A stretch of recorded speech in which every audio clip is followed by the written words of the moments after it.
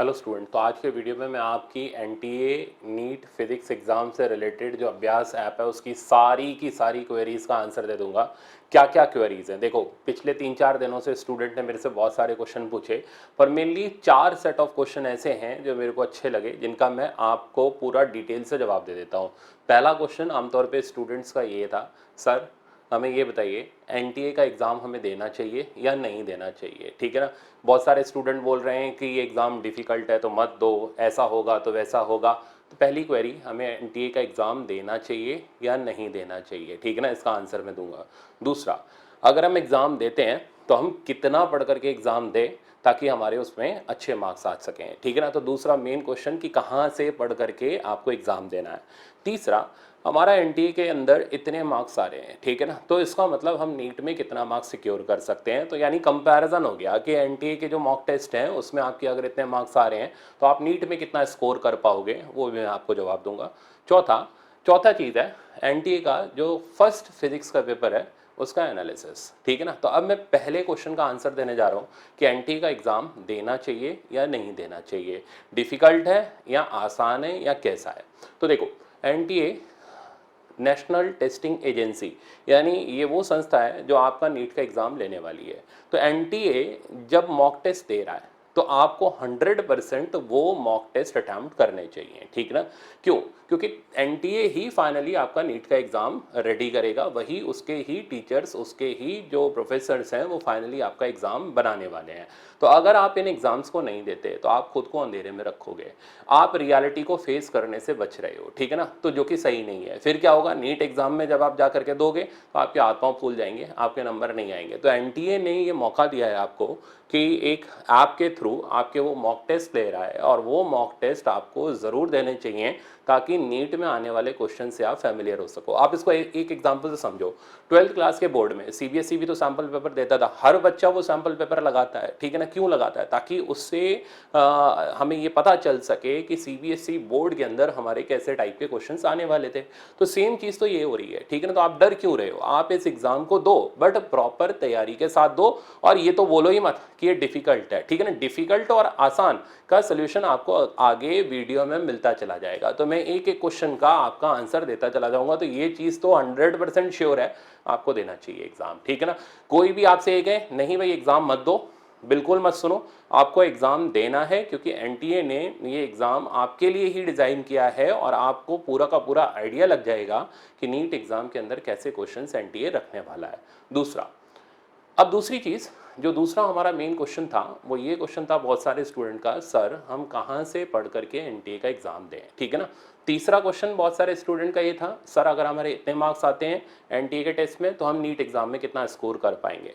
तो इन सब second problem, third problem और फोर्थ प्रॉब्लम का सोल्यूशन आपका इसकी एनालिसिस में छुपा है। तो मैं नहीं 45 क्वेश्चंस नहीं कर रहा, क्योंकि 45 के 45 नहीं करने हैं। 45 के 45 में बहुत सारे ऐसे formula based, theory based problem थे जो आप में से ज़्यादातर बच्चे कर लेते हो। ठीक है ना, तो मैंने उनमें से कुछ 13 प्रॉब्लम सिलेक्ट करें, जिसमें मैं आपको कुछ शॉर्टकट टिप्स एंड ट्रिक्स भी बताते जाऊंगा, जिसकी मैं एनालिसिस भी करते जाऊंगा, जिसमें आपको दिमाग लगाना भी सिखा दूंगा। फिर हम डिस्कस करेंगे कि यार हमें कितना पढ़ करके ये एनटीए का एग्ज़ाम देना चाहिए, क्योंकि सामने पेपर है। ठीक है ना, और मैं इसको डिस्कस करने जा रहा हूँ, तो जब सामने चीज़ है तो हम खुद ही आइडिया लगा लेंगे ना। और ये डिफिकल्ट क्वेश्चन ही मैंने रखे हैं, मैंने कोई फॉर्मूला बेस्ड क्वेश्चन आपके लिए नहीं रखे हैं। ठीक है ना, तो हाँ कुछ एक आधे हैं जो प्रॉब्लम फॉर्मूला बेस्ड हैं, इसके अंदर भी मिक्स वैरायटी ऑफ प्रॉब्लम है।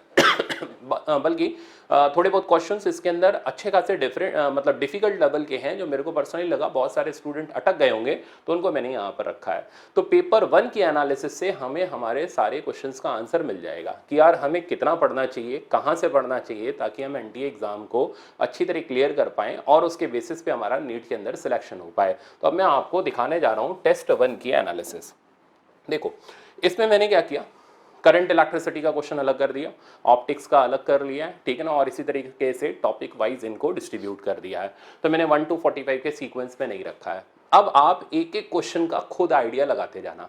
ठीक है ना, और चेक करते जाना कि यार ये मुश्किल है या ये आसान है। ठीक है ना, अच्छा मैं पहले बोल करके चल रहा हूँ, मैंने वो क्वेश्चन रखे हैं जो जनरली आमतौर पर स्टूडेंट इन क्वेश्चन के अंदर अटकता है। अब देखो, तो करंट इलेक्ट्रिसिटी का टेस्ट 1 में ये प्रॉब्लम नंबर 20 था, ठीक है ना। और इन्हीं एनालिसिस के बेसिस पर आपके दोनों क्वेश्चंस का आंसर आपको मिल जाएगा कि यार आपने कितना पढ़ना है, कहां से पढ़ना है, और दूसरा आप कितने मार्क्स लाओगे तो आपके नीट के अंदर कितने मार्क्स आएंगे। सारे क्वेश्चंस का A to Z सॉल्यूशन आज आपके पास होगा। तो देखो क्वेश्चन नंबर 20 एनटीए टेस्ट का क्या पूछ रहा है, dimension of resistance in an electrical circuit in terms of mass, length, time, current, ठीक है ना।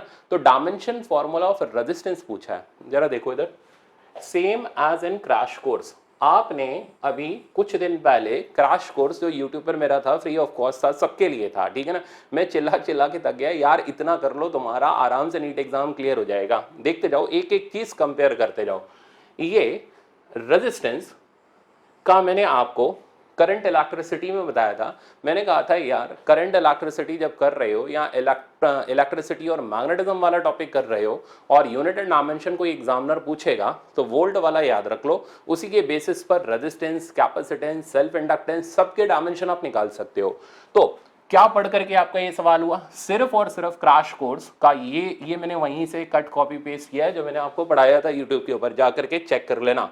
तो रेजिस्टेंस का ये रहा डायमेंशन फॉर्मूला, ठीक है ना। और ये निकालने में कोई मेहनत नहीं करनी, भूल गए हो तो मैं याद दिला देता हूं। क्या था, V is equals to I R लगाया, यानी R is equals to V upon I हो गया। वोल्टेज के लिए मैंने बताया ही था, work done per unit charge वाला फॉर्मूला इस्तेमाल करो, ठीक है ना। टाइम्स हो गया I, चार्ज की जगह IT डाल दो तो नीचे आ गया I स्क्वायर इंटू टी, आप पुट कर दो डायमेंशन फॉर्मूला। वर्क डन का हो गया ML square T minus 2, that means joule वाला डायमेंशन। करंट को वो I से डिनोट करना चाह रहा है, टाइम की जगह T आ गया, हो गया डायमेंशन फॉर्मूला तैयार, ML square T minus 3 I minus 2। और ऑप्शन नंबर हमारा इसमें डी करेक्ट हो गया। कहां से मुश्किल है मेरे को ये बताओ। तो यूनिट एंड डायमेंशन का करंट इलेक्ट्रिसिटी का रेजिस्टेंस में से पूछा गया, ये प्रॉब्लम आपका एनटीए टेस्ट नंबर 1 का था। नहीं कहेंगे बेटा इसको मुश्किल, बस क्या बेसिक क्रैश कोर्स ही पढ़ा, उससे ही हमारा आंसर आ गया। अब चलते हैं आगे, ये ध्यान रखना धीरे धीरे धीरे करके लेवल आपका इंक्रीज कर जाएगा। चलो दूसरा प्रॉब्लम देखते हैं, क्या दे रखा है। ये कह रहा है uniform wire of resistance 36 ohm is bent in the form of circle, effective resistance between A and B। A और B के बीच में हमें effective resistance निकालना है। कहाँ सीखा था आपने ये, पढ़ो फिर से। ये same as it is lecture आपका क्रैश कोर्स का है, करंट इलेक्ट्रिसिटी का लेक्चर नंबर 1 उठा करके देख लेना, आपको एज इट इज ये प्रॉब्लम मिल जाएगा। तो क्रैश कोर्स में से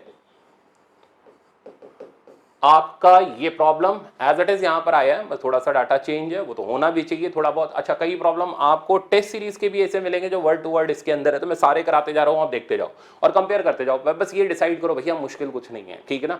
बस क्या हम डरते रहते हैं और हम पेपर अटेम्प्ट करने से बचने के ये बहाने ढूंढ लेते हैं कि यार ये बहुत चीज़ हार्ड है, ये बहुत चीज़ हमारे लिए आउट ऑफ सिलेबस हो गई, तो वो बस खाली हमारे बचने के लिए एक बहाने की तरह ही काम करता है, जो कि नीट एग्जाम नहीं क्लियर करवाएगा। तो डरना बंद करो, लगाना शुरू करो प्रॉब्लम।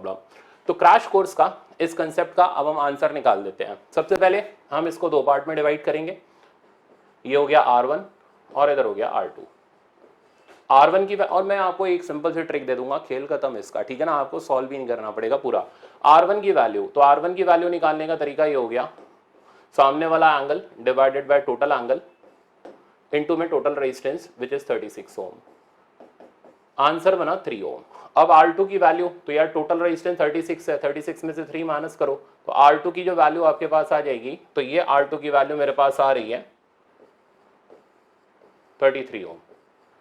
अब 3 और 33 दोनों पैरेलल में हो गए। पैरेलल में रेजिस्टेंस छोटे से भी छोटा आता है, अब छोटे से छोटा एक ही ऑप्शन है, ठीक है ना, 3 से भी छोटा एक ही ऑप्शन है, वो है 2.75। क्यों सॉल्व करना, बच गई ना एनर्जी, बच गई, पूरा का पूरा हमारा सोल्यूशन बच गया। तो हमारा आंसर हो गया इसमें 2.75 ओम, ये इसका करेक्ट आंसर है, बिना सोल्यूशन के हमारे पास आंसर आ गया। ऐसे करके स्मार्ट वर्क करा जाता है, ये नहीं कि भिड़े पड़े हो आप क्वेश्चन से और वहां पर अपना माथा लगाए पड़े हो, नहीं भैया ऐसा करने की जरूरत नहीं, थोड़ा स्मार्ट वर्क करो। मैं फिर से सिखा रहा हूँ आपको, ठीक है ना। अगर आपसे अभी भी दिक्कत हो रही है, या जो बच्चे अभी रिसेंटली ज्वाइन करें फिर से देख लो, पूरा कॉन्फिडेंस आ जाएगा। आप एनटीए का टेस्ट 100% अटेम्प्ट करो, आपके बहुत अच्छे मार्क्स आएंगे। बस खाली मैं तरीका बताते जा रहा हूं, फिर हम लोग एक इस पे समरी ले लेंगे कि यार हमें कितना क्या कहां से पढ़ना है, जिसके बेसिस पर हम अपना एग्जाम अच्छे से दे सके। तीसरा प्रॉब्लम, ये प्रॉब्लम मेरे को ठीक लगा, कारण कि इसमें बहुत सारे बच्चे अटके होंगे, ठीक है ना। आप में से जिसने भी एग्जाम दिया हो चेक करके देख लेना आप में से कौन कौन अटका है। 2 बैटरी लगी हुई है, 1 ओम और 0.6 ओम का इधर इधर रेजिस्टेंस लगा हुआ है। बोल रहे the reading of voltmeter will be close to, close to मतलब हमें अप्रोक्सीमेशन में आंसर निकाल करके देना है। अच्छा, इसको और इसको दोनों को कंपेयर करो। ये क्रैश कोर्स के करंट रिलैक्सिटी लेक्चर नंबर 1 के अंदर मैंने आपको प्रॉब्लम कराया था। शक्ल देखो दोनों प्रॉब्लम की, ठीक है ना, एग्जैक्टली एक दूसरे से बिल्कुल मैच कर रहे हैं। दो बैटरी यहाँ पे भी है, दो बैटरी यहाँ पर भी लगी हुई है। यहाँ 18 वोल्ट की है, यहाँ 10 वोल्ट की है, रेजिस्टेंस 2 ओम है, यहाँ पर 1 ओम है। तो बस डाटा चेंज है, क्वेश्चन का स्ट्रक्चर एज इट इज है। पूछा गया है voltmeter we will record, voltmeter की रीडिंग निकाल करके देनी है, ठीक है ना। तो ये तो सीखा था ना क्रैश कोर्स के अंदर आपने। तो अब वोल्ट मीटर की रीडिंग निकालने के लिए क्या सिखाया था, मिलीमन थ्योरम लगाओ। तो दोनों बैटरी सेम डायरेक्शन में करंट फेंक रही हैं, सेम पोलैरिटी की हो गई, ठीक है ना। तो हम इसका कॉमन पोटेंशियल डिफरेंस निकाल देते हैं, वही इस वोल्ट मीटर की रीडिंग हो गई। तो V is equals to sigma E by R by sigma 1 by R, और बस थोड़ी सी देर में इसका सवाल का आपके पास आंसर आ जाएगा। तो sigma E by R by sigma 1 by R. अब E बाय आर करते हैं, तो यहां पर हो गया 10 बाय 1, ये हो गया 15 बाय, अब देखो 0.6 यहां पर कैलकुलेशन बिगाड़ेगा, और उसने नियर बाय में बोला 0.5 ले लो, divided by 1 by 0.1 sorry 1 by 1 which is 1 and 1 by 0.5। अब कर लेते हैं सिंप्लीफाई। तो ये आया बेटा हमारे पास 10, और इधर हमारे पास आ गया 30, डिवाइडेड बाय ये मेरे पास हो गया इधर 2 और 1 3, तो दैट मीन्स ये आ गया 40 बाई 3, और 40 बाई 3 मतलब 13 पॉइंट समथिंग 3, तो 13.3 वोल्ट के आसपास इसका आंसर होगा। अब यहाँ ऑप्शन मैंने नहीं रखे, वो क्वेश्चन ज्यादा लंबा हो रहा था, आप इसका ऑप्शन देख लेना, 13 पॉइंट के आसपास आपको एग्जैक्ट करेक्ट आंसर मिल जाएगा। कहाँ से मुश्किल है। तो कितना पढ़ना पड़ा, सिर्फ क्रैश कोर्स और उसके बेसिस पर ये प्रॉब्लम। तो मैं आपको सीधे सीधे बता दूं, आपको कुछ फालतू नहीं पढ़ना। जो क्रैश कोर्स मैंने आपको कराया था, कई बच्चे डे 1 सर हम इतना कर ले तो हमारे इतने नंबर आ जाएंगे, अब तो भैया पूछने की भी जरूरत नहीं है, आप करो, आपके नंबर नहीं आए तो मेरे को बताना। तो क्रैश कोर्स के लेक्चर्स अगर आप देख लेते हो, फ्री है ना, पैसे तो नहीं लगे ना उसके। क्रैश कोर्स के लेक्चर्स अगर आप देख लेते हो, अच्छी तरीके से उसके प्रॉब्लम प्रैक्टिस कर लेते हो, तो एनटीए के टेस्ट की धज्जियां उड़ा सकते हो, ठीक है ना। इससे ज्यादा मैं क्या बोलूं कि एनटीए का टेस्ट आपके पूरे पूरे ग्रिप में है, सिर्फ और सिर्फ क्रैश कोर्स के फ्री यूट्यूब के ऊपर लेक्चर्स देख करके, ठीक है ना। तो मैंने आपको नीट के लिए जो क्रैश कोर्स कराया था वो सेल्फ सफिशिएंट है, उससे आप आराम से नंबर ला सकते हो। जब ये डिफिकल्ट प्रॉब्लम हमारे धड़ाधड़ होते चले जा रहे हैं, तो फिर आसान की तो बात ही क्या है, वो तो उठा करके फॉर्मूला लगा करके हम खत्म कर देंगे। तो वो आप चेक करके देख लेना। तो आप पूरा क्रैश कोर्स अच्छी तरीके से डे 1 से लेकर के जितना मैंने लास्ट तक पढ़ाया है अच्छी तरीके से कवर करो, एक एक क्वेश्चन उसका प्रैक्टिस करो, आपसे एनटी का टेस्ट लगने लग जाएगा। इसलिए तो मैंने बोला लगाओ, आसान है एनटी का टेस्ट, मुश्किल नहीं है फिजिक्स का। बस खाली डरता हुआ है जिसके कंसेप्ट नहीं क्लियर होते हैं, ठीक है ना, वही डरता रहता है, वही खाली इधर उधर अफवाहें फैलाता है, नहीं ये मत करो वो मत करो। आप सब करो क्योंकि आपके कंसेप्ट अच्छे हैं। तो आप मेरी बात मानो, आप डे 1 से लेकर के डे 32 तक जितने क्रैश कोर्स के लेक्चर हैं सारे रिवाइज करो, ठीक है ना, और उनमें से ही आपको क्वेश्चंस मिलेंगे। अभी मैं और दिखाता हूं, देखो ये मैग्नेटिज्म का प्रॉब्लम, पढ़ो इस प्रॉब्लम को। कहता है current I flows through a thin wire shaped in the shape of regular polygon, polygon के शेप में वायर है, अच्छा, of N sides which can be inscribed in a circle of radius R. तो एक circle है, इसका radius are है, जिसके अंदर पॉलीगन बनाया गया है। The magnetic field induction at the centre of polygon due to one side, हमसे वन साइड के लिए पूछा जा रहा है और सेंटर पर। पॉलीगन का फॉर्मूला देखो कहां पढ़ाया था, फिर से क्रैश कोर्स के अंदर। पॉलीगन है, एन साइडेड डायग्राम है, और सेंटर पर मैग्नेटिक फील्ड ये रही, मैं इधर लिख के देता हूं आपको। तो ये टोटल फील्ड का फॉर्मूला है, म्यू नॉट एन आई। चिल्ला चिल्ला के मैं बोल गया था यार, याद कर लो, एज इट इज आता है, देख लो, mu nought N I by pi N, ten pi by N sine pi by N. अब आपको सर ऑप्शन तो नहीं दिख रहा, दिखेगा, तसल्ली रखो। तो ये magnetic field at the centre of polygon due to N sided diagram, हमें चाहिए एक साइड की वजह से। तो एक साइड की वजह से निकालने के लिए आप टोटल साइड से डिवाइड मार दो, क्योंकि सबकी फील्ड एक जैसी है। तो आंसर बना mu not I by pi L ten pi by N sine pi by N. अब जो आप देख रहे हो कि यार इसमें ऑप्शन नहीं मिल रहा, वो ऑप्शन इसलिए नहीं मिल रहा कि थोड़ा सा क्वेश्चन और रीड आउट करो, उसने हमें सर्कल का रेडियस दिया है, ना कि साइड लेंथ ऑफ पॉलीगन दी है।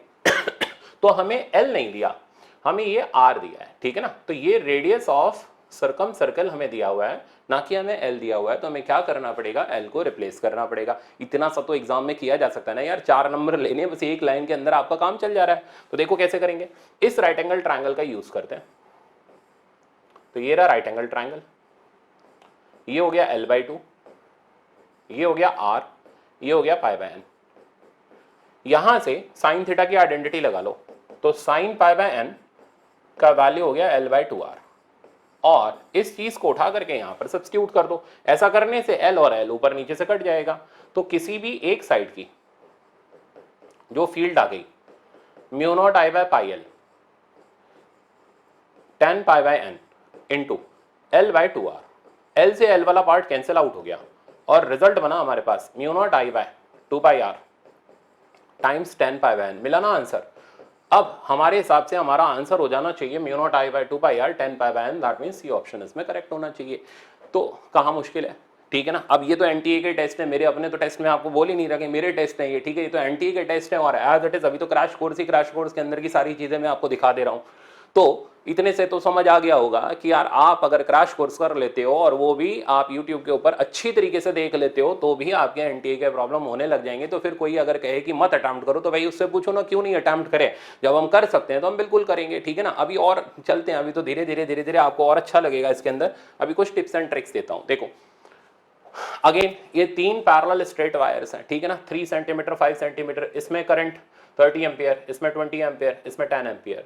ये बीच वाली वायर के ऊपर लगने वाली नेट फोर्स निकालनी है। क्वेश्चन देखो, ये भी क्रैश कोर्स का आपका क्वेश्चन है। 3 लॉन्ग स्ट्रेट वायर्स हैं, इसमें करंट ऊपर, इसमें करंट ऊपर, इसमें करंट नीचे। 20 एम्पियर, 30 एम्पियर, 10 एम्पियर। क्या क्या चेंज है, बस करंट कैरिंग वायर के करंट इधर उधर हो रखे हैं, ठीक है ना। जैसे मेरे क्वेश्चन में इधर 20 इधर 30 है, तो इनके में इधर 30 इधर 20 है। सेपरेशन दोनों के बीच में इधर 2 और 10 मैंने ले रखा है, यहाँ पर 3 और 5 दे रखा है। तो क्या फर्क पड़ गया आप मेरे को ये बताओ। तो इस प्रॉब्लम को भी आप as it is crash course के लेक्चर से ही कर सकते हो, ठीक है ना। ये भी आमतौर पे बच्चों का डाउट था जो मैंने टेलीग्राम ग्रुप पे भी देखा था, तो आराम से कर सकते हो, कोई दिक्कत आपको नहीं आएगी। तो मेरे ख्याल से मेरे करने लायक तो ये प्रॉब्लम है भी नहीं, आप इजिली इसको बहुत आराम से सॉल्व कर लोगे। अब चलते हैं आगे। ये प्रॉब्लम भी बहुत सारे बच्चे पूछ रहे थे, आप प्रॉब्लम पढ़ो। A cyclic process ABCA is shown in VT diagram. ये VT डायग्राम है जो मैंने खूब आपको KTG और थर्मोडायनेमिक्स के अंदर शुरू से ही बताए थे। आगे बढ़ते जाओ। प्रोसेस ऑन PV डायग्राम, हमें इस ग्राफ को कन्वर्ट करके PV डायग्राम में ले जाना है। अच्छा देखो, KTG और एडवांस KTG और थर्मो का मैंने टेस्ट फ्री किया था, ठीक है ना। सारे बच्चे उसको दे सकते थे, मैंने बोला था सारा टेस्ट आप सॉल्व करना, ठीक है ना। देखो तो KTG और थर्मो का ये मेरा एडवांस टेस्ट है, नीट फिजिक्स कोटा का एडवांस टेस्ट है, ठीक है ना। ये उसका प्रॉब्लम नंबर 16 है। जिन बच्चों के पास टेस्ट सीरीज है, ठीक है ना, और उन्होंने टेस्ट सीरीज को अभी यूज भी नहीं किया, ठीक है ना, जरा आंखें खोल के देखो। ठीक, आपको क्वेश्चन नंबर 16 क्या दिखाई दे रहा है। A cyclic process ABCA, compare करो। A cyclic process ABCA is shown in VT diagram, is shown in VT diagram. Process on PV diagram is, ठीक है ना। ग्राफ देख लो, ये रहा इसका ग्राफ, ये रहा यहाँ पे ये ग्राफ, और ऑप्शंस ये रहे। मैंने तो यहाँ से फिर भी हटा दिए, फिर भी आपके सामने पहला ऑप्शन तो है, कंपेयर करके देख लो। Word to word as it is NEET physics Kota की टेस्ट सीरीज का प्रॉब्लम है।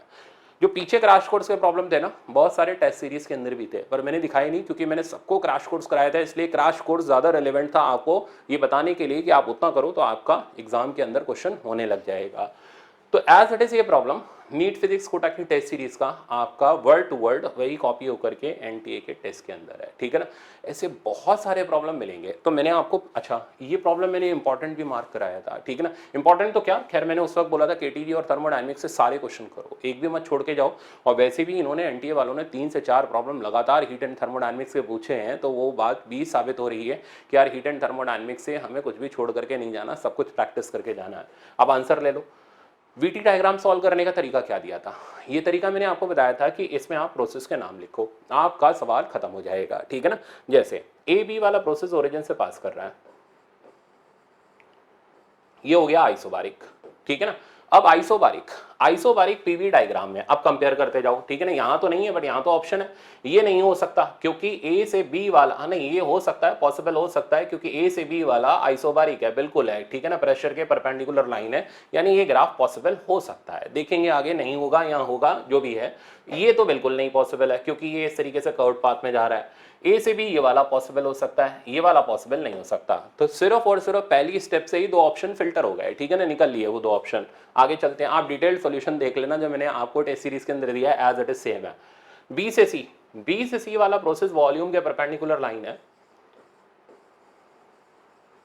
आइसोकोरिक हो गया, ठीक है ना। तो B से C वाला प्रोसेस हो गया हमारा आइसोकोरिक, इसमें वॉल्यूम हो गया कांस्टेंट और टेम्परेचर इसमें कम होता चला जा रहा है, तो आइसोकोरिक। अब चेक करते हैं, तो B से C आइसोकोरिक है, इसमें बी से सी आइसोकोरिक है, यानी दोनों में अभी भी लड़ाई है, ठीक है ना, आइसोबारिक भी मिला, आइसोकोरिक भी मिला। अब लास्ट पे आते हैं, सी से ये हो गया आइसोथर्मल। अब अगर ये प्रोसेस आइसोथर्मल हो गया तो पीवी डायग्राम में रेक्टेंगुलर हाइपरबोला होगा, तो सी से ए रेक्टेंगुलर हाइपरबोला नहीं है, गया ऑप्शन। अब एक ही ऑप्शन हमारा सही मिलेगा, ऑप्शन नंबर सी। चेक करके देख लो, सी से ए में रेक्टेंगुलर हाइपरबोला है। तो ये ग्राफिकल कन्वर्जन का सिंपल सा तरीका होता है जिससे आप प्रोसेस के थ्रू ही ग्राफ को ग्राफ में कन्वर्ट कर सकते हो। अब चलते हैं अगले प्रॉब्लम पर। तो ये बहुत सारे बच्चों का डाउट था, मेरे ख्याल से अब क्लियर हो गया होगा। अच्छा, ये प्रॉब्लम, इसमें तो बहुत फंसे हैं, ठीक है ना, बहुत सारे बच्चे फंसे हैं, और मैं आपको सिर्फ 5 सेकंड का तरीका देता हूं।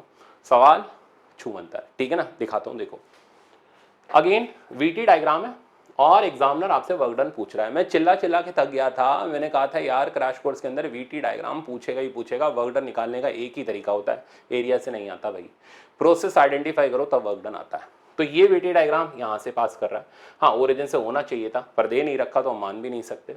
बी से सी वाला ये डेफिनेटली आइसोकोरिक प्रोसेस है, सी से डी वाला आइसोथर्मल है।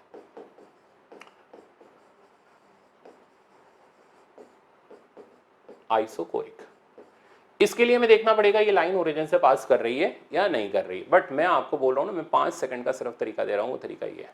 देखो बेटा, ऑप्शन चेक करो, सब ऑप्शन में चौथा यहां गायब हो गया, उसके अंदर भी लॉग के अंदर ऑप्शन है। आइसोकोरिक का वर्क डन में लॉग होता है, लॉग v2/v1 होता है ना, लॉग v2/v1, v2 की वैल्यू होगी 20, v1 की वैल्यू होगी 15, यानी लॉग ऑफ v2/v1 हो गया 20 डिवाइडेड बाय 15, यानी आंसर बन गया लॉग ऑफ 4/3। तो हर वर्क डन में लॉग तो है ही है, जिसमें लॉग 4/3 टकराया, इसमें नहीं टकरा रहा, इसमें नहीं टकरा रहा, सिर्फ और सिर्फ फर्स्ट ऑप्शन में टकरा रहा है, छूमंतर, यानी यही हमारे प्रॉब्लम का एग्जैक्ट आंसर है। और लास्ट ऑप्शन समथिंग 16 बाय कुछ और था, तो वो भी हमारा होना उसमें पॉसिबल नहीं है। तो आपने देखा बिना हाथ लगाए प्रॉब्लम खत्म, ठीक है ना, ऐसे करके स्मार्ट वर्क होता है। तो आप मेरे साथ टेस्ट की एनालिसिस करो। तो ये तो टेस्ट 1 था, ठीक है ना। अब मैंने ये ठान ही लिया है, मैंने बोला था ना मैं आपके साथ ही चलूंगा, ठीक है ना, नीट तक कुछ भी नया होता है, अप्स एंड डाउन्स होते हैं, हम सारे साथ मिलकर के फेस करेंगे। तो ये पेपर 1 की एनालिसिस सिखा रहा हूँ, सेम ऐसे ही 1-2 दिन के अंदर आपको पेपर 2 की एनालिसिस का भी वीडियो मिलेगा, ठीक है ना, जिसके अंदर हम लोग ऐसे बहुत सारे जुगाड़ तंत्र सीखेंगे, आप करते रह जाओगे और मैं छूमंतर कर दूंगा 5 सेकंड में सवाल को। तो कुछ ऐसे ऐसे तरीके मैं आपको दिखा दूंगा कि आपका प्रॉब्लम फटाफट से कंप्लीट हो जाएगा। तो ये आपके लिए एक स्पेशल छोटा सा स्मार्ट वर्क वाला तरीका था। अब चलते हैं आगे, ये प्रॉब्लम नंबर 28 एनटीए का पढ़ो।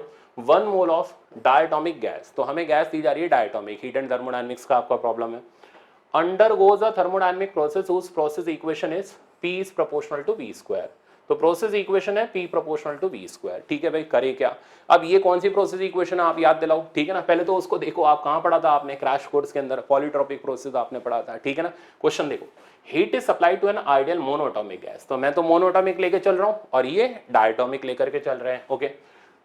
According to the law PV cube is equals to constant, तो मैंने PV क्यूब कांस्टेंट से सिखाया था, इन्होंने दे दिया P proportional to V square. करना क्या है, कैलकुलेट C प्रोसेस, यानी molar specific heat capacity of process, पढ़ो क्या करना है, the molar specific heat capacity of gases, तो आपको C प्रोसेस निकाल के देना है ना, एग्जैक्ट वही का वही सवाल, तो क्यों लापरवाही कर रहे हो, ठीक है ना। आपको मैं सिखा रहा हूं, आप क्रैश कोर्स करो।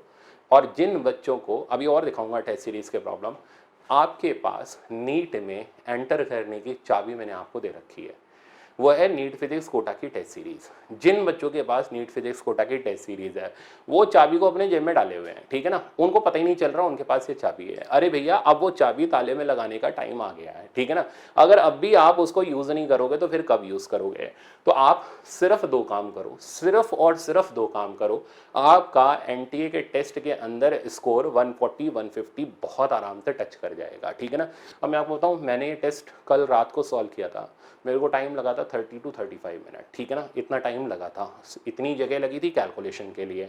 तो आपको कि सर आप तो टीचर हो, तभी तो मैं कह रहा हूँ, मैं कब कह रहा हूँ कि मेरे से आप कंपेयर करो, अरे मैं ये कह रहा हूँ कि आप बहुत आराम से कर सकते हो, कहीं से भी ये पेपर मुश्किल नहीं है, ठीक है ना। मुश्किल होगा तो सबके लिए ही मुश्किल होगा, ठीक है ना, मुश्किल नहीं है पेपर, आप अटेम्प्ट करो, सिर्फ 2 चीज़ तैयार करो, क्रैश कोर्स कर लो, सबके पास है वो क्रैश कोर्स यूट्यूब के ऊपर। जिन बच्चों के पास टेस्ट सीरीज है वो टेस्ट सीरीज के क्वेश्चन सॉल्व करो, एटलीस्ट जो मैं इंपॉर्टेंट बता रहा हूँ वो तो सॉल्व करो, आपके सामने वो क्वेश्चंस आ रहे हैं, ठीक है ना। आप ये नहीं कह सकते नहीं सर हम नहीं करने जा रहे। अगर आप नहीं करोगे तो आपका सिलेक्शन रुक जाएगा, आप बेकार में इधर उधर भटकते रहोगे, कोई फायदा नहीं मिलेगा। सिर्फ दो काम कर लो, क्रैश कोर्स कर लो और टेस्ट के क्वेश्चंस कर लो, कुछ और मत करो। आपका एनटीए का टेस्ट बहुत अच्छा सॉल्व होने लग जाएगा और आप ये कहना बंद कर दोगे बहुत हार्ड बहुत हार्ड। तो कुछ नहीं है, आराम से आपका पेपर अटैम्प्ट होगा। अब चलो सीखते हैं इसको। तो हमें इसका सी प्रोसेस कैलकुलेट करके देना है। कैसे कैलकुलेट करेंगे? सबसे पहले पॉलीट्रॉपिक में लाओ। पॉलीट्रॉपिक के लिए v को इसके साथ लाओ, pv की power -2 is equals to constant. अब a की वैल्यू ले ली हमने, a की वैल्यू हमारे पास होगी -2। अब हमने वर्क डन का फॉर्मूला लगाया पॉलीट्रॉपिक का, NR delta T divided by 1 - a। याद है या भूल गए ये सारा? तो ये अब जो बच्चे अभी रिसेंटली ज्वाइन करे हैं, जिन्होंने लेट ज्वाइन किया क्रैश कोर्स, बेटा आप लोग भी सबसे पहले क्रैश कोर्स पूरा कंप्लीट करो, टेस्ट के पूरे क्वेश्चंस तो आप, ठीक है ना, ठीक है ना, जो चैप्टर वाइज टेस्ट हैं आपके मोस्ट इंपॉर्टेंट है, उन्हीं से पेपर मिलेगा आपको, ठीक है ना। उनसे मिलते जुलते मैं सामने दिखा रहा हूँ, इससे ज़्यादा और क्या प्रूफ चाहिए? उनसे मिलते जुलते एग्जैक्ट प्रॉब्लम आपके नीट एग्जाम के अंदर आने हैं, ठीक है ना। ये 100% तय है। अभी तो पहला पेपर है, इसी तरह हम सारे पेपर की एनालिसिस करेंगे तो आप बहुत खुश हो जाओगे, आपको लगेगा हाँ यार सही चीज़ है, हमारा सिलेक्शन 100% पक्का हो सकता है। तो एनटीए ने जो मौका दिया है उसका पूरा फायदा उठाओ, ठीक है ना, छोड़ो मत चांसेस को। अब इसको हम सब्स्टिट्यूट करते हैं, NR delta T 1 - a, that means इधर आ गया 3, हो गया ना वर्क डन। वर्क डन के बाद डेल्टा यू निकालो, क्या सिखाया था formula? F/2 NR delta T. F diatomic gas का 5 हो गया तो 5/2 NR डेल्टा टी। अब आप डेल्टा क्यू का फॉर्मूला लगाओ, delta Q delta U plus W, दोनों को आप ऐड कर लो, ठीक है ना। जैसे ही आप इन दोनों को ऐड करोगे तो 5/2 + 3 और कॉमन हो गया NR डेल्टा टी।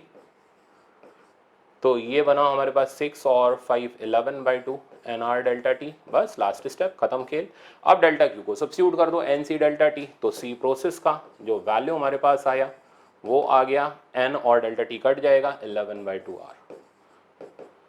आपको ऑप्शन में इसका आंसर मिल जाएगा। तो 11/2R हमारे इस सी प्रोसेस वाले प्रॉब्लम का परफेक्ट आंसर है, ठीक है ना। तो जिन बच्चों को अभी भी डाउट है तो बेटा आप क्रैश कोर्स कर लो, जो टेस्ट सीरीज मैंने आपको दे रखी है उसके क्वेश्चंस कर लो। आपसे एनटीए छोड़ो, आप कहीं का भी एग्जाम दोगे आपसे आराम से होने लग जाएगा, आपका हाथ नहीं अटकेगा। अब चलते हैं अगले पर।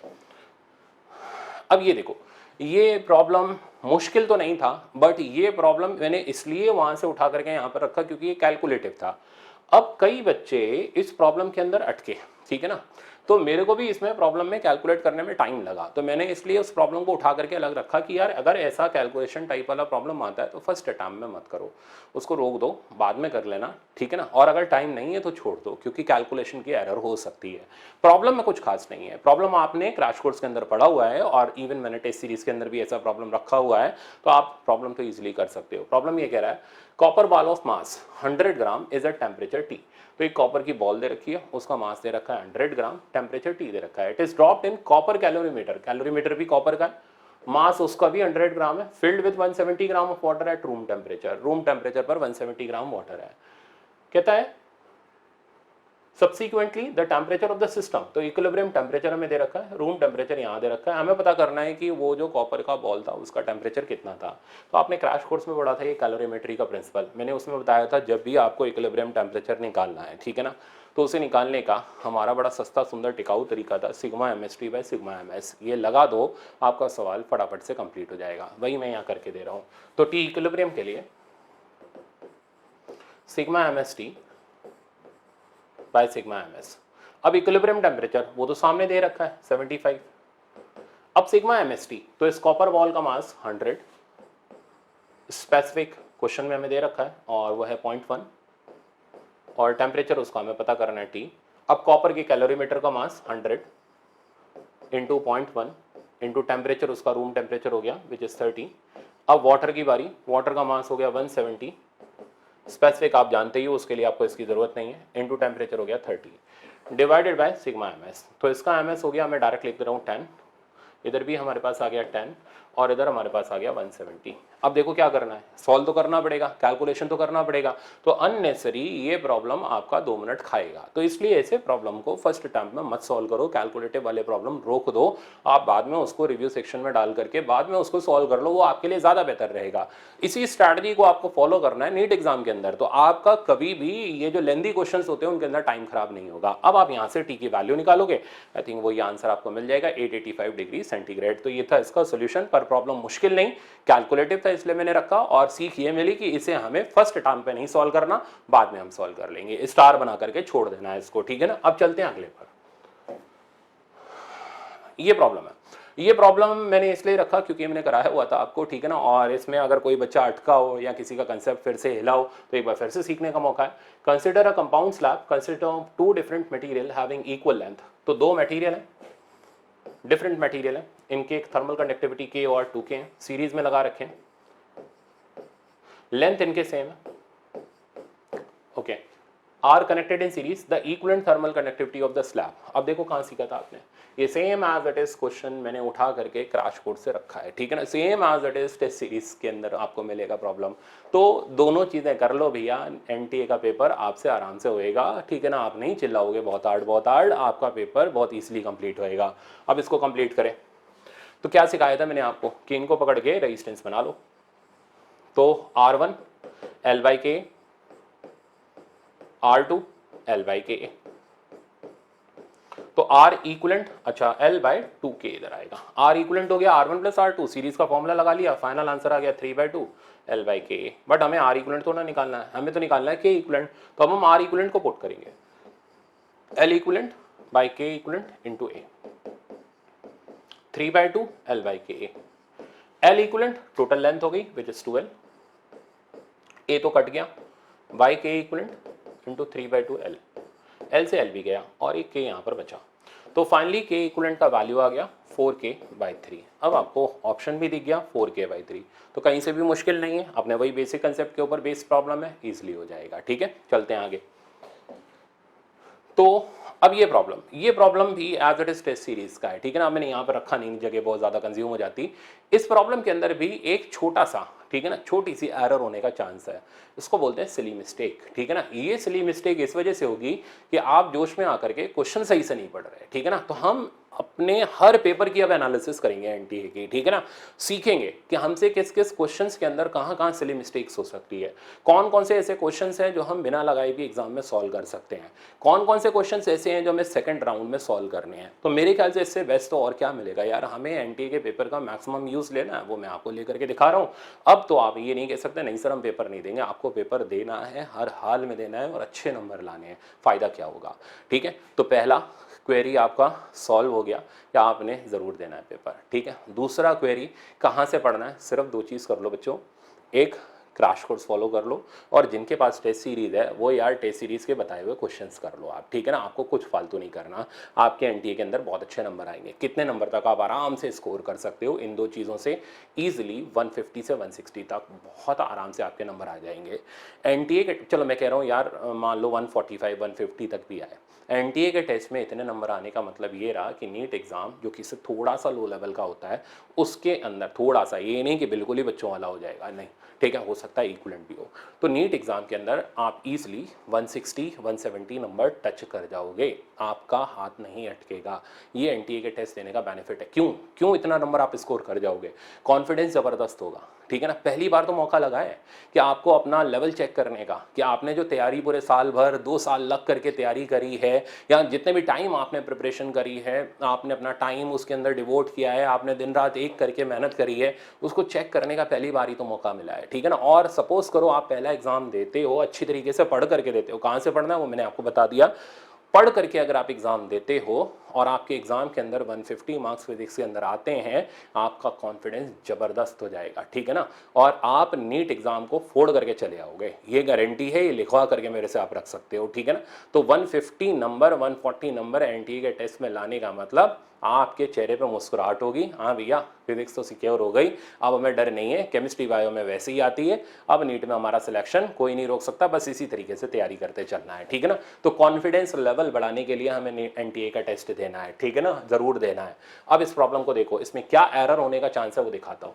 अ ray of light is incidented at an angle of 60 degree on one face of the prism. तो ये रहा प्रिज्म, इसके किसी एक फेस पर रे ऑफ लाइट इंसिडेंट होती है 60 डिग्री के एंगल पर, ठीक है ना, on one face of the prism of angle 30 degree. तो प्रिज्म का एंगल 30 डिग्री है, ठीक है ना। तो 30 डिग्री प्रिज्म का एंगल ऑफ प्रिज्म है। द इमर्जेंट रे of light makes an angle of 30 degree with incident ray. तो यहां से ये रे आगे की, इधर से ये इमर्ज हो गई, इमर्जेंट रे का इंसिडेंट रे के साथ एंगल। तो ये चीज क्या कहलाती है, डेविएशन ही तो होता है, और डेविएशन की वैल्यू आपको 30 डिग्री दे रखी है। पूछना क्या चाह रहा है, the angle made by the emergent रे with the second phase of the prism, ठीक है ना, ये पूछना जा रहा है। तो आपको इधर साइड का इमर्जेंट रे का एंगल बता करके देना है, ठीक है ना। मैंने कहा ना सिली मिस्टेक होगी, मैं भी करके दिखाऊंगा क्या होगी, तब फिर मैं संभालूंगा आपको। तो अब देखो, डेल्टा सीधा फॉर्मूला लगाया आई प्लस ई माइनस ए, यहां से ई का वैल्यू निकाल लिया, कोई बहुत बड़ा काम नहीं है। डेल्टा की जगह आ गया 30, आई की जगह हमारे पास आ गया 60, ई हमें पता नहीं, ए की वैल्यू हमारे पास हो गई 30, 30 इधर हो गया 60, 60 कट गया, ई का वैल्यू 0 आ गया, और 0 आंसर में भी है। तो बहुत से बच्चों ने 0 टिक मार दिया। अब बाद में ढूंढ रहे हैं यार ये क्या हो गया। क्वेश्चन ध्यान से पढ़ो, last step, the angle made by emergent रे with the second face of prism. Angle of emergence नहीं पूछ रहा, धोखा खा के। एंगल ऑफ इमरजेंस ये था नॉर्मल से, ये एंगल ऑफ इमरजेंस था, इसकी वैल्यू हमारे पास 0 आ रही है। वो कह रहा है फेस ऑफ प्रिज्म से, यानी इमरजेंट रे और प्रिज्म के फेस के बीच का एंगल बताना है। वो 0 कहां से हो गया, वो तो उसका माइनस करना पड़ेगा। तो ये जो एंगल है ये हो गया 90 माइनस ई। तो एंगल बिटवीन, ये पूछा है क्वेश्चन में, यहां जाकर के इसलिए मिस्टेक होती है, ठीक है ना। ये हम बेवकूफी करते हैं जल्दबाजी में, दड़ दड़ क्वेश्चन पढ़ के, ये देखा नहीं वो पूछा गया और आंसर कुछ भी टिक करके चले आए, आंसर भी मिल जाता है। तो ऐसे में एग्जामिनर मौके का फायदा उठाता है। ये सिखाता है एनटीए का टेस्ट, ठीक है ना, कि इसलिए मिस्टेक कैसे रोकनी है, नेगेटिव मार्किंग कैसे कंट्रोल करनी है। आप ये भी नहीं करोगे तो फिर कहां से सीख पाओगे आप। आ जाओ, तो एंगल बिटवीन इमर्जेंट रे एंड फेस ऑफ प्रिज्म। तो अब ये एंगल हमारे पास हो गया, कितना हो गया 90 माइनस ई, और वैसे भी आप समझ गए 90 डिग्री। आंसर 0 डिग्री नहीं, आंसर 90 डिग्री है। तो क्वेश्चन ये सिखा के गया कि भैया सिली मिस्टेक वाले भी कई सारे क्वेश्चन मिलेंगे, एग्जामिनर आपको फंसाने की कोशिश करेगा, और आपका काम है ऐसी चीज़ों को संभाल करके सीखना। जब तक पहली बार ठोकर नहीं लगेगी तब तक अकल भी नहीं आएगी, ये भी तय है। इसलिए टेस्ट दो, ठीक है ना, ज़रूरी है देना। अब चलते हैं आगे। ये था, ये प्रॉब्लम तो मतलब पेटेंटेड प्रॉब्लम है, और मैं जब टेस्ट सीरीज़ का सोल्यूशन दे रहा था वहाँ भी मैंने 1-2 बार चिल्ला ही दिया था। और ये कहाँ, टेस्ट सीरीज 6 महीने हो गए आए हुए, एनटी का टेस्ट कल आया है, ठीक है ना, कल परसों जब भी आया है आपका ये एनटी का जो प्लेटफॉर्म आपका रिलीज़ हुआ है, तो ये 6 महीने पहले ही सेट है क्वेश्चन, ये मैंने कल नहीं सेट किए हैं, ठीक है ना। तो इतने टाइम से मैं जब बोल रहा हूँ ये इंपॉर्टेंट है, और वो टेस्ट के सोल्यूशन में मैंने चिल्ला दिया होगा कि ये इंपॉर्टेंट है, और सोल्यूशन काफ़ी टाइम पहले का है। तो बेटा हर चीज़ पहले से प्लान्ड है कि ये चीज़ें करनी होती हैं स्टूडेंट को, तो उसका सिलेक्शन होता है। तो आप मेरी बात मान लो, ठीक है ना, आप फालतू का दिमाग मत लगाओ, आप सिर्फ 2 काम करो, क्रैश कोर्स और टेस्ट को फॉलो करो, पूरे क्वेश्चंस करो धड़ाधड़। और अब लापरवाही का कोई हमारे पास ऑप्शन नहीं है, भटकने का ऑप्शन नहीं है कि आप दर दर जाके पूछो हम इतना कर लें हमारे नंबर आ जाएंगे, इतना कर ले, अरे करो तो सही पहले, तब तो नंबर आएंगे, करोगे नहीं तो नंबर कहाँ से आएंगे। अब ये प्रॉब्लम AIEEE का ओरिजिनल प्रॉब्लम है जो इन्होंने यहाँ पर उठा के डाला। यही शब्द मैंने वहाँ पे भी बोले थे टेस्ट के सोल्यूशन के अंदर, यही मैं फिर से बोल रहा हूँ। टेस्ट ये रहा एडवांस टेस्ट, प्रॉब्लम नंबर 2 मैंने आपको इंपॉर्टेंट भी लगवाया हुआ है, जाकर के चेक कर लेना आप अपना जो सर्कुलर मोशन का जो आपका PDF होगा उसके अंदर लास्ट में यूट्यूब पे दिख जाएगा आपको क्वेश्चन नंबर 2, ठीक है ना। तो इसमें हमसे पूछा जा रहा है, क्वेश्चन की स्टेटमेंट देख लो, a stone tied to the string of length L, a stone tied to the string, एक भी शब्द इधर उधर नहीं मिलेगा। जो फंसने वाला क्वेश्चन है as it is word to word वही फंसता है, और वो पहले से ही मैंने आपको इंपॉर्टेंट लगवा रखे हैं, इसलिए तो बोल रहा हूँ इंपॉर्टेंट क्वेश्चंस को कर लो, as it is word to word आपको टेस्ट में आपके फाइनल एग्जाम के अंदर मिल जाएगा, सिलेक्ट हो जाओगे, ठीक है ना, खुश रहोगे आप, ठीक है ना, परेशान नहीं रहोगे। चलो करते हैं आगे इसको। अब सॉल्यूशन इसका ये कहता है, अब क्वेश्चन तो खैर मेरे को याद ही है, रटा पड़ा ये क्वेश्चन। यहाँ से हमने यू की स्पीड से इसको फेंका, एल लेंथ के थ्रेड पर 90 डिग्री पर ये यहाँ पर पहुंचा। सबसे पहले हमें इधर की वी निकालनी पड़ेगी, वो हम अपना एनर्जी कंजर्वेशन से निकाल लेंगे। मैं डायरेक्ट आपको लिखना भी सिखाया था, तो मैं इधर सीधे सीधे लिख दे रहा हूँ, under root of U square minus 2gl। जिनको नहीं आया वो अपना ज़रूर क्रैश कोर्स का सर्कुलर मोशन का लेक्चर देख करके सीखो, 100% आ जाएगा। अब हमें निकालना है चेंज इन वेलोसिटी का मैग्नीट्यूड, तो magnitude of change in velocity, ठीक है, एज इट इज वर्ड है। तो change in velocity, velocity vector quantity हुई, final velocity minus initial velocity, final हो गई वी जे कैप, इनिशियल हो गई यू आई कैप। चेक करो सॉल्यूशन भी एज इट इज वही मिलेगा आपको। यहाँ तो मैंने एनर्जी कंजर्वेशन लगा के दिखाया भी है, ये टेस्ट के सॉल्यूशन में आपको मिलेगा, ठीक है ना, वहाँ पर पूरी डिटेल से मैंने सिखाया था। तो अब हमें इसका मैग्नीट्यूड निकालना है, तो मैग्नीट्यूड हो गया अंडर रूट ऑफ इसका स्क्वायर प्लस इसका स्क्वायर, तो under root of V square की वैल्यू हमारे पास ये रही, U square minus 2gl plus U square. अब क्या होगा, 2u स्क्वायर और इधर से 2 कॉमन आ गया, अंदर बचा यू स्क्वायर माइनस cl। देख लो, मिला लो आंसर आपका। इसमें ऑप्शन चौथा नंबर होगा, वो मैंने यहाँ पर रखा नहीं है, ठीक है। फिर इसमें चेक कर लो, ऑप्शन इसमें भी चौथा ही है, मतलब ऑप्शन तक सेम है, ठीक है ना। आपको ऑप्शन भी इधर उधर अलग अलग नहीं मिलेंगे। आपको ऑप्शन नहीं, इसका ये मतलब नहीं कि आंसर याद करके चलेगा, यही आएगा यही टिक मार देते हैं, नहीं, ठीक है ना। आप सीख करके जाओ, आपको अच्छे से आ जाएगा एग्जाम में। तो ऑप्शन के साथ आपका ऑप्शन नंबर 4 इसमें करेक्ट है, यहाँ भी ऑप्शन नंबर 4 आपका करेक्ट है, as it is advance test का सोल्यूशन आपका एनटीए के फर्स्ट टेस्ट के अंदर है। ऐसे करके हम सारे टेस्ट की एनालिसिस करेंगे, तब मजा आएगा, तब लगेगा हाँ यार अब जा करके फिजिक्स जोरदार हुई है। चलते हैं आगे, ये हमारा लास्ट प्रॉब्लम है और मेरे ख्याल से बहुत से बच्चे फंसे होंगे इसमें, ठीक है ना। ये रोटेशनल मोशन का काफ़ी अच्छा प्रॉब्लम है, ठीक। अच्छा, इस प्रॉब्लम को का शॉर्टकट मैंने आपको क्रैश कोर्स में कराया था, तो रोटेशन का जाके क्रैश कोर्स देखना, शॉर्टकट आपको दिख जाएगा, यही एज इट इज वहीं का कॉपी उठाया है मैंने। तो जब हम लॉज ऑफ मोशन में थे तो हम ए निकालते थे, ऐसे ही वर्ड बोले हुए मैंने, और जब हम रोटेशनल मोशन में होते हैं तो अल्फा निकालते हैं। अल्फा यानी इस पुली का एक्सेलरेशन। एग्जामिनर देखो क्या पूछ रहा है, अल्फा ए अल्फा बी, इसका अल्फा ए इसका अल्फा बी में से बोलता है कौन सा ज़्यादा है ये बता दो, ठीक है ना, है ना। वही का वही पूरा शॉर्टकट पर बेस्ड प्रॉब्लम। बहुत से बच्चे फंस गए इसके अंदर, बुरे फंसे बेचारों को नहीं आया होगा, ठीक है। अब देखो दिखाता हूँ आपको कैसे इसको एक लाइन में ख़त्म करते हैं। कुछ नहीं करना, पकड़ो सिस्टम बाउंड्री बनाओ, इधर की फोर्स हो गई 2mg, इधर की फोर्स हो गई mg। अब क्या सिखाया था मैंने, लिखा हुआ है ऊपर, देखो पढ़ो उसको, घुमाने वाला टॉर्क माइनस रोकने वाला टॉर्क, तो अल्फा ए की वैल्यू हो गई घुमाने वाला टॉर्क, तो घुमाने वाला टॉर्क ये फोर्स ज्यादा मैग्नीट्यूड की है, तो इसका टॉर्क हो गया 2mg इंटू आर, माइनस रोकने वाला टॉर्क, इसका टॉर्क हो गया mgr, divided by moment of inertia of system about rotational axis. तो पूरे के पूरे सिस्टम का मोमेंट ऑफ इनर्शिया इस रोटेशनल एक्सिस के अबाउट। तो यहाँ तो कोई मास है नहीं, तो उसका थोड़ा मोमेंट ऑफ इनर्शिया लिखोगे। इसका मोमेंट ऑफ इनर्शिया हुआ mr² और पुली का हाफ mr²। सॉल्व नहीं करना, पढ़ा रहने दो, क्योंकि हमें कंपेयर करना है ना कौन बड़ा कौन छोटा, वो तो ऐसे ही पता चल जाएगा। अल्फा बी पर आते हैं। अब इधर ब्लॉक टांग रखा है, मैं इसका कलर चेंज कर रहा हूँ।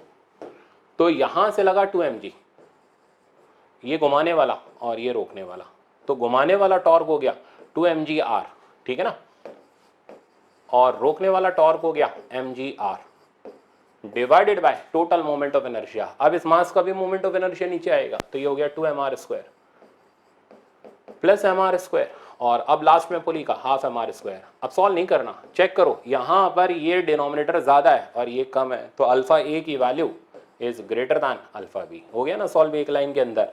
तो रोटेशनल मोशन का मेरे हिसाब से जो मुश्किल प्रॉब्लम था वो भी हमने एक लाइन में उड़ाना सीख लिया। तो क्या सीख मिल रही है, तो ये 13 प्रॉब्लम थे जो मैंने आपके लिए ढूंढ करके एनटी के टेस्ट से रखे थे। बाकी मेरे को अच्छे नहीं लगे, अच्छे इसलिए नहीं क्योंकि वो फॉर्मूला बेस्ड थे, आप खुद देख सकते हो, और एनटी वालों ने वहाँ सोल्यूशन दे रखा है, तो उतना तो आप खुद ही अपने हिसाब से मैनेज कर सकते हो। अब आपके सारे क्वेश्चन का सोल्यूशन है, एक बार वापस से समरी ले लो, क्या क्या करना है, कैसे कैसे करना है, सुनो ध्यान से। एनटी का टेस्ट देना है, ठीक है ना, मेरी तरफ से ग्रीन सिग्नल है। कब देना है, क्रैश कोर्स का लेक्चर पूरा देखो, मक्कारी करोगे नंबर नहीं आएंगे। टेस्ट, जिन बच्चों के पास टेस्ट है उनके पास नीट में एंटर करने की चाबी है। टेस्ट में बताए हुए मेरे इंपॉर्टेंट क्वेश्चंस करो, ठीक है ना। तो दो चीज़ करनी है, एनटी का टेस्ट देना है, पर तब देना है जब पूरा क्रैश कोर्स अच्छी तरीके से देख रखा है और आपने टेस्ट में बताए हुए मेरे क्वेश्चंस कर रखे हैं, as it is word to word आपके सामने है, मिले हैं। तीसरा नंबर, एनटी के टेस्ट में अगर आपके 140 150 नंबर आते हैं ना, जबरदस्त कॉन्फिडेंस हो जाएगा, ठीक है ना, हिला के रख दोगे आप पूरी दुनिया, ठीक है ना, इतना जबरदस्त आपके अंदर कॉन्फिडेंस आ जाएगा। 140 से 150 मार्क्स अगर आप एनटी के टेस्ट में स्कोर कर रहे हो तो नीट के अंदर आप छप्पर फाड़ के 160 170 नंबर ईजिली ले आओगे, ठीक है ना। चौथी चीज़, फिजिक्स के टेस्ट की एनालिसिस, टेस्ट 1 के एनालिसिस मैंने आपके सामने रखी। फिर भी अगर आपको लगता है कि सर हमें टेस्ट नंबर 1 में ये पर्टिकुलर क्वेश्चन लगा कि नहीं सर ये डिफिकल्ट था और आपने अभी इसमें नहीं बताया, तो आप वो कमेंट में डाल देना, मैं अगले में उठा लूंगा उस क्वेश्चन को, ठीक है ना। तो हम लोग देख लेंगे, वो आपस की बात है, हम लोग कर लेंगे। तो आप कमेंट सेक्शन के अंदर वो डाल देना, कोई और क्वेश्चन अगर आपको चाहिए कि सर हमें इसका सोल्यूशन दे दो, या हमें नहीं आया, या हमें बहुत डिफिकल्ट लगा, तो डरने की ज़रूरत नहीं है, आप कमेंट सेक्शन में लिखो, मैं देखूंगा नेक्स्ट के अंदर, नहीं तो फिर एक अलग से वीडियो बना करके मैं उसका सोल्यूशन दे दूंगा। तो अब इसी तरीके से अब हम एनालिसिस करेंगे एनटीए के टेस्ट नंबर 2 की, ठीक है ना। और टेस्ट 2 की एनालिसिस में फिर मैं आपको दिखाते जाऊंगा, यार देख लो लेवल बहुत आसान है, बहुत इजीली आप नीट एग्जाम क्रैक कर सकते हो अगर मेरी बात अच्छे से मान करके आप तैयारी कर रहे हो तो, ठीक है ना। क्योंकि अब तो यार अब पीछे जाने का मौका नहीं है, भगवान ने इतना अच्छा मौका आपको दिया, ठीक है ना, ये गोल्डन चांस दिया, और चांसेस ही जो मतलब अपॉर्चुनिटी जो कैच करता है वही लड़ाई जीतता है, जो इसको भी छोड़ देगा वो कहाँ से जीत पाएगा। तो आपको एनटी का टेस्ट देना है, क्रैश कोर्स और टेस्ट को फॉलो करते हुए देना है। अब अगला आपका रहेगा पेपर नंबर 2 का एनालिसिस, ठीक है ना, वो या तो एक दिन बाद नहीं तो 2 दिन बाद आपको मिल जाएगा, यूट्यूब पे नोटिफिकेशन आ जाएगा। जिन बच्चों ने सब्सक्राइब नहीं किया वो जरूर कर लेना। Thank you so much.